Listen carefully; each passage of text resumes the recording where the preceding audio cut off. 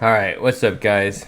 In this video, I'm going to go over an opening that is very near and dear to my heart, the Ras Alimo.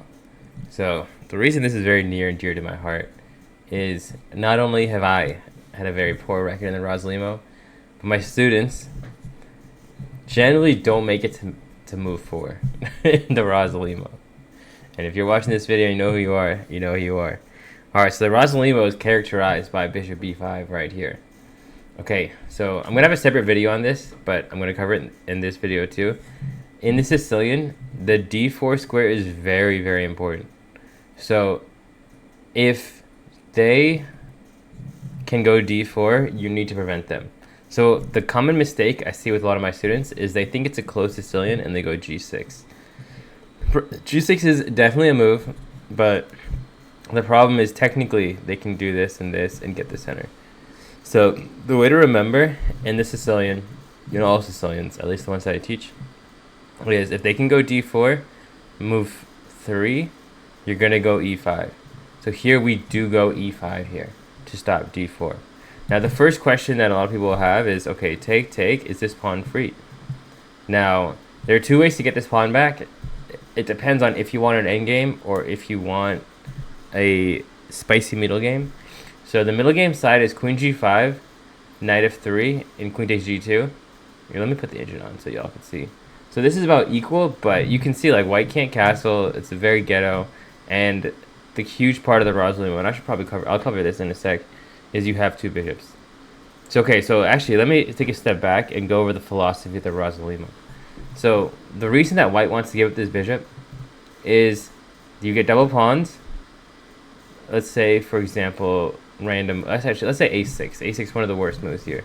So take. They already want to take it, and now you have double pawns. You do have the bishop pair, but white is going to play against the dark squares because he has three pieces that can hit dark squares, whereas you only have 2.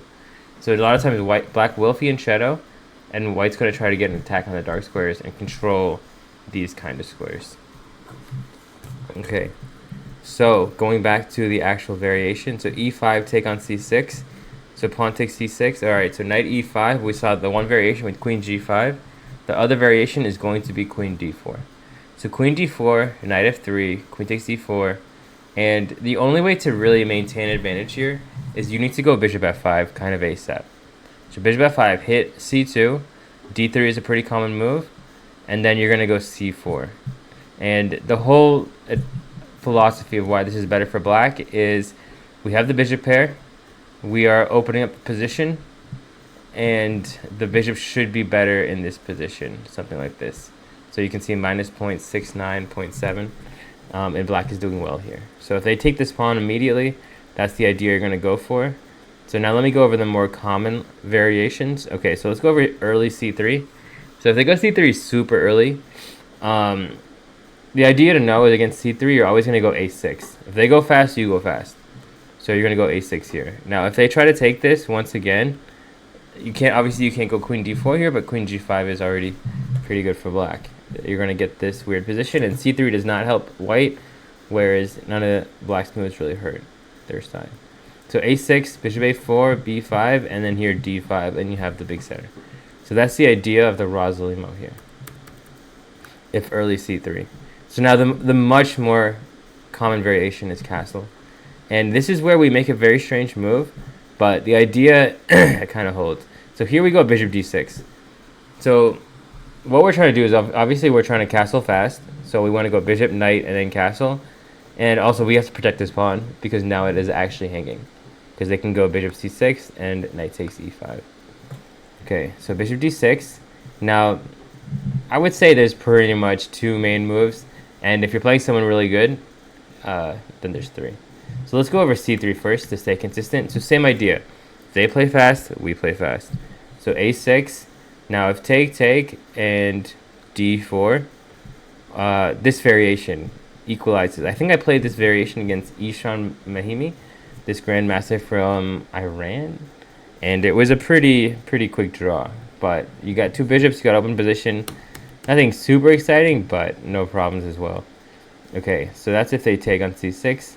Now, more common is bishop a4, b5, and then there's two variations, bishop b3 and bishop c2.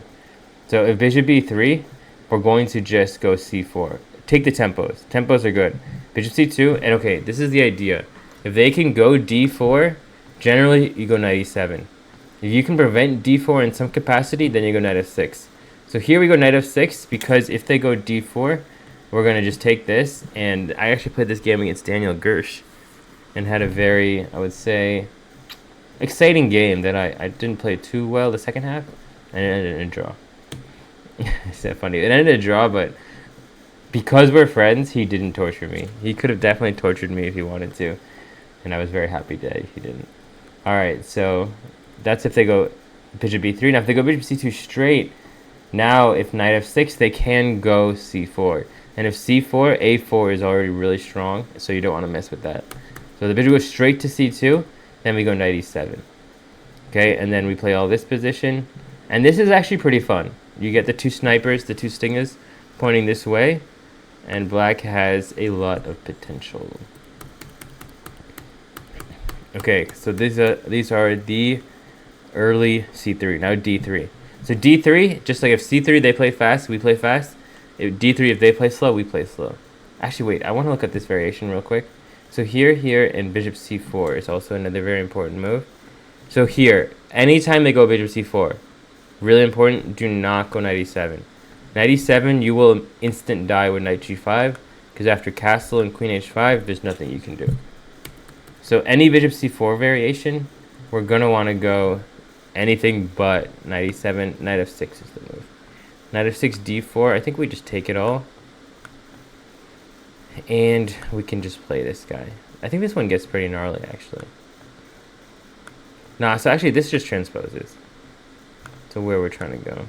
And if e5, yeah, you just take rook e1, d6, f4. Oh, bishop e6. What a move. Because if he takes your bishop, you take his queen with check. So definitely a little bit more of a gnarly variation, but once again, like black, if navigates well, is fine with no sweat. Okay, so that's if bishop c4. So now let's go over the main d3. So d3, knight f6, castle, and okay, this is the kind of idea that you want to know here. Let's say bishop e3. So if you're going to play on the king side, you want to eventually go for the f5 break. If you want to play in the center, you're going to go rook e8, bishop f8, and then eventually d5 break. And if you're going to play on the queen side, then you go a6, b5, and look for c4, b4, and all these pawn pushes. So I'm not going to tell you, like, okay, this is the computer move for the next 8 moves. Those are the 3 plans. I would try to gauge, based off your opponent's move, which direction do you want to go for. Do you want to go for king side? Do you want to go for center? Or do you want to go for queen side? If you're trying to stay flexible, generally you start with center, and then you'll get more information as you go further and further in the variations. Okay, so those are the ideas. Now there's one more variation I want to look at. Actually, let's look over d4. So okay, so this pawn sack variation, if you're playing someone good, if you're playing like a grandmaster, I think I played Tanguy Ringmore in this position, and though I should have won, or I should have at least the draw, there was a lot of pressure. Okay, so when you get in this variation, the big thing you want to know is the straight pieces. Well, you have a pawn, but he's going to have pressure. So we are 100% trying to encourage trades. Now, bishop c4, we've seen this idea before. What's his threat? Knight g5. He's over here. So we're going to have to stop this with h6. Yeah. So just remember, the bishop is on c4. We got to watch out for knight g5. Okay.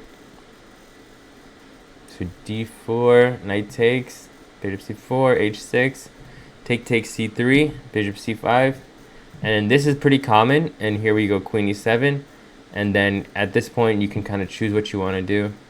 But the whole idea here is we're quote unquote up a pawn, but white has play, but we're solid enough where we'll feel like we're up a pawn sooner than later, I believe, in this position. All right, so the last position I want to look at is one of the more gnarly positions. Pretty fun position, not gonna lie. It's going to start c3, a6, bishop c4, knight f6, and d4. So let's say we take... Now there's like a really cool pawn sack. that I'm trying to find. So knight of 6. I think this is it too. Yeah, so it's got to be c3. It's got to be here. You know what variation we also need to look at? Bishop takes c6. This one is really common. So take. I see this all the time, this variation. Okay? So what's really important here is don't go knight f6, go knight e7. And, okay, if they go like knight d2, there's two ways to play. If you want to play more solid, you go knight g6, you castle kingside, you have two bishops, eventually open up. But if you're trying to go straight serial killer, I would go bishop c7, knight c4, f6, like bishop e3, b6. And then let's say they make random moves. You can already start pushing over here if you want. You can go for all the super attacking kind of really fun variations and just go all the way on the king side. So those are two options there. Now I really want to find this variation. I swear. So bishop c4. So castle. Bishop d6. c3, a6. Bishop c4. Knight f6. Okay, so cd is forced. cd is forced. Okay, it's gonna be something like e5 here. Yeah, so e5 here. This is the last variation, and it is pretty tricky. If you go knight takes e5, you're already toast. Because after knight takes, bishop takes, rook e1, and actually you have castle there. Queen e2 is the killer. Queen e2, d6, f4, and you will be down a piece. Okay, so in this variation, we have to go bishop takes first. And then it's knight takes, rook e1, castle. Yeah, this is it. So castle, rook takes knight. And here you have the amazing queen c7, hitting the rook and the bishop. And then after queen takes d4, you have the amazing d5. And if the bishop moves, you get the bishop back here. So even after all this, with perfect play, it is a draw. Because they can go black, they can go knight c3, oh no, that's better. They have rook takes d5, queen takes d4, rook takes d4. And it's opposite color bishops, 3 on 3, 2 on 2. This should be a draw for black. But just remember the back rank ideas and the double attack ideas, and you should be good to go. Alright, so that's pretty much all the Rossolimo that you need to know. I've played Rossolimo for years. I've taught it for years. But if we can just review real quick, this is where I see the biggest holdup. People go here and then they go g6, thinking it's a close Sicilian. It is a Rossolimo. They go bishop b5, we have to control the d4 square. Okay? So make sure you get that down, and then boom, you have all the Rossolimo. You know theory better than most of your opponents. So, hope you guys enjoyed this video. Definitely check out the other Sicilian videos that will be on the channel, and hopefully you guys were entertained. Peace.